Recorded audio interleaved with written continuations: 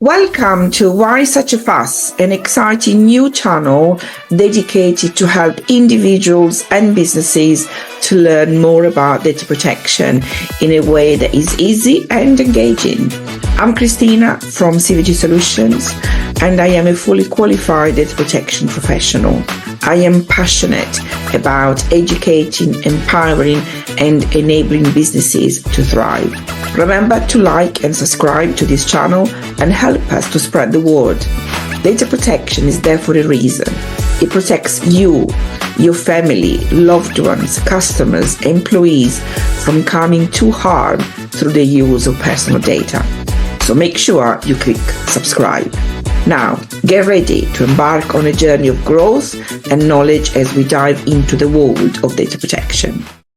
Today, I'm joined once again by Scott Sammons, a remote DPO and IG consultant, speaker, coach, and NLP master practitioner. Scott, it's so good to have you back. Thank you for having me back. You're welcome. Okay, Scott, data transfer to the US. Why is it just such a fuss? I mean, I get asked that very often by businesses, like, surely it's okay to transfer data to the USA.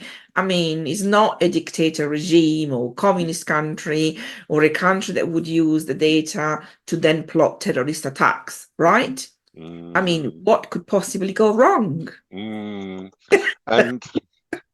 I will freely admit, when I was in a role that was pan-European, working internationally with Americans, American head office, European markets, as well as Asia elsewhere, I did find international data transfers boring.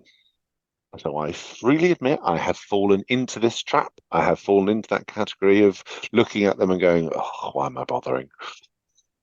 Because they are... When you look at the black and white wording of international data transfers, both under GDPR and under other provisions, yeah, they're not the most exciting thing on the planet, not by a long way. And when you're working on contracts day in, day out, and you have to get things signed by every entity in every country and all that other good, it does get boring. But it is important.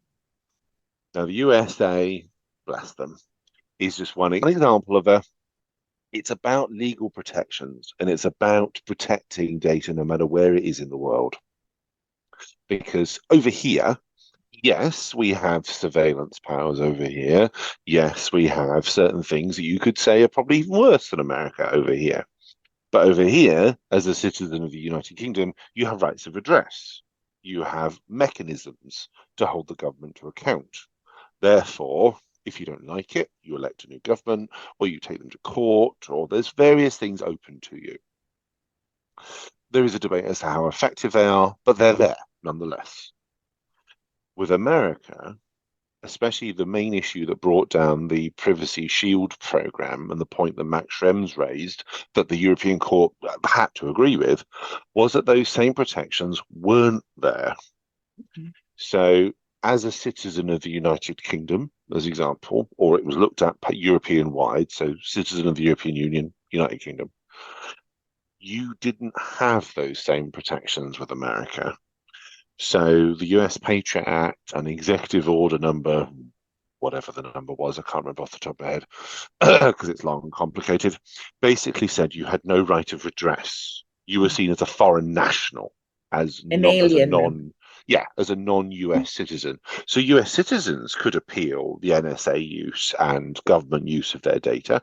Yes, they had the right of redress. We did not. Therefore, when you then compare that to the rights that you're granted as a UK citizen under the UK GDPR, the EU GDPR at the time, incompatible. Those rights just weren't there. You couldn't exercise them. You could go to the Information Commissioner, and the Commissioner would look at you and go, the NSA, what do you want me to do about it? Yeah. Therefore, you just don't have the same rights and freedoms. So if you're going to move all of your sensitive data, so imagine your sensitive medical file as an extreme example, move it to the US, all the protections, legal rights and things that you had over here now don't exist over there. It disappears. They all go. Yeah. So as a democratic country, if I was a democratic country like America, well, I've now got free reign over your data as a UK citizen. Ha ha ha. from a surveillance point of view, that's a golden ticket. That's Yeah. amazing. We'd love that. Yeah. So it isn't necessarily about bad regimes, good regimes. It's about the fact that you as a citizen in a democratic country have certain rights and freedoms. Those are granted to you as part of the democratic process, structure, layout, whatever word you want to use. And those same protections aren't there everywhere in the world. So the Yeah. question that GDPR asks and various other bits ask is, should you be moving it there? Is it appropriate to do? So even the data transfer risk assessments that the ICO brought in post-Brexit, they still ask the question, and there's still legitimate questions for you to be asking. Is it appropriate for you to move them there? So if, Yeah. for example, if we take the health example again, you're an NHS trust, you make it your point. So you're very much about patient privacy. You implement the Caldecott principles. You do all this good stuff. Whoop-de-goo, lovely. But you've got massive patient data centers in America. Yeah. You're not really respecting patient privacy, are you? Because you've got this lovely protected little warehouse over here and a massive back door over there. Yeah. But You've that's got to okay, be Scott, consistent. because we are using Google storage or Amazon storage, and it's in the UK. So it's fine, isn't Hey, it? yay, yeah, yay, yay. From an international data transfers point of view, yes, it's in the United Kingdom. Therefore, you can treat it as if it was on a server next door. Lovely. We'll set aside the fact that it's those companies. Yes. So how does as you mentioned, the privacy shields are now being disbanded, it wasn't valid and all of that. So now we have the UK US data breach. What's the difference? How does that protect us better than the privacy shields? No, well, there's two questions there. So what's different is that apparently, as part of the data bridge, the US has set up through, I think it's the Federal Trade Commission, a court. So a mechanism for you as a citizen whose data is being transferred over the bridge, which is a really weird name to call it, but that's a Yeah. separate issue. That so if you think your data is being misused or you think the NSA has got hold of it and they shouldn't have done, whatever it might be, you can bring a complaint to that particular court and it will act upon it. The effectiveness of that is something that I believe Max Schrems and others have already started to question. Yeah. And I believe, because I think the EU bridge or agree or whatever they're calling it, I think they're calling Yeah. it Privacy Shield version 3, has already, Max Schrems and others have already said they're already gonna challenge it because the wording of it implies it's actually quite weak. Yes. I think what they've said is it's almost like the FCC saying to the NSA, "Excuse me, would you mind not doing that?" That sort of level of strength. So Mm. does it really give you the same sort of strong protections that GDPR does? Questionable. We'll Yeah. see. So in terms of its difference, America has listened. They did do something. They've now created something new. So rather than a shield, it's a bridge. Yeah. So rather than going across the Atlantic on Captain America's shield, we're now going to go across the Atlantic on a big bridge.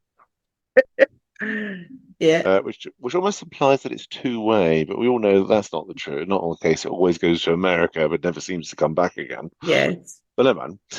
So it's a two-way bridge, and you do have this method, which is meant to deal with the issues that were raised in the court case that Max Schrems was Yes. brought around first of all. And the Yeah. same thing with the EU one. What they've put in place is meant to deal with those issues. But as Max Schrems and others have already said, they don't believe that it does. So we'll see what happens. I strongly Yeah. suspect in the next year or so, or a couple of years, depending on how it works, we'll see another case. And we might Yeah. even see another iteration of a data, Iteration. don't know what else you would call it, a data lasso, a data other words in the English dictionary we could work our way through. We've done shield, we've done harbour, we've done bridge. It's I'm sure there's other things highway. we could call it. Highway. Oh, the data highway. I like that. Yeah. Yes. So we'll see whether it actually works or not. In Yeah. terms of process, it's very similar to what I did before. Companies in America have got to sign up to it. Doesn't apply to American charities, I don't believe, and doesn't apply to American government agencies. So this is only really for businesses. And again, they've got to sign up to it. So if you're using a supplier that hasn't signed up to it, then no, you can't use the bridge. You've got to go down the traditional contracts route. Yes. So it does some things, yes, but is it So, all and encompassing? can anyone sign up to it, or does the organization that wants to sign up to it have to go through a process, almost like a due diligence, to prove that they have certain measures in place? Or They can do have to go through some requirements. So very similar to the requirements of that of the GDPR to say that, that they are securing it. They do put certain things in place, yes, appropriate contracts, that sort of stuff. And one of the criticisms of the old framework was that it wasn't being audited. So one of the reasons why Safe Harbor failed years ago was that anyone could sign up to it, self-certify and go, yeah, I'm compliant, look at me, haha. And actually, when you then probe them, nah, they weren't at all. yeah, So that's one of the reasons why that failed, plus other things.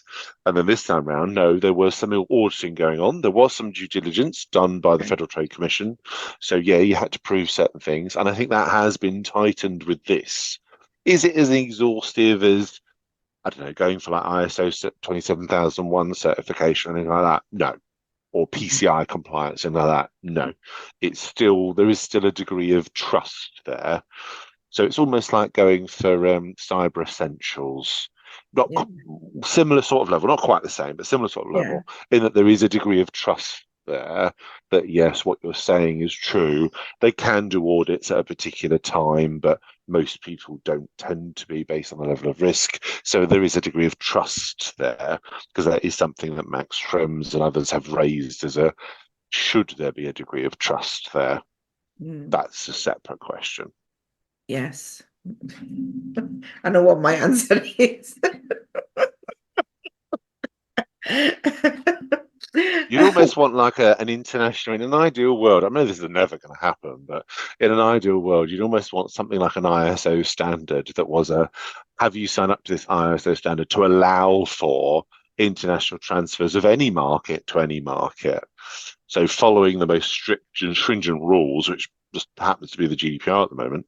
But if you took that as an example, if you signed up to this ISO standard that you had to get externally certified on, that would help some of the way with the trust issue.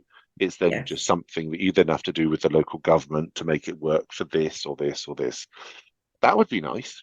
Don't think that's ever going to happen, but in an ideal world. One can hope, Scott. One can hope. But if someone comes up with that idea, so if the ISO committee is watching and they come up with that idea, I want the credit, right? I want the credit. Yeah, and I want the credit for this.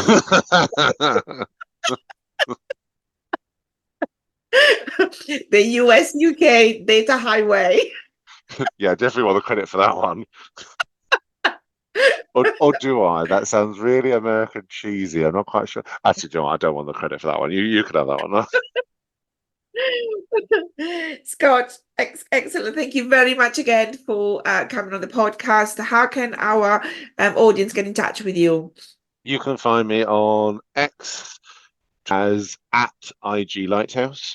You can find me on Instagram as @IG Lighthouse. And you can find me on the web, www.lighthouseig.com. Fantastic. Thank you very much, Scott. And for our audience, please click follow to avoid missing any future episodes. If you would like to get in touch with me, I can be reached on LinkedIn, Facebook, and Instagram. Just simply search for CVG Solutions. Alternatively, you can email me at info@cvgsolutions.co.uk.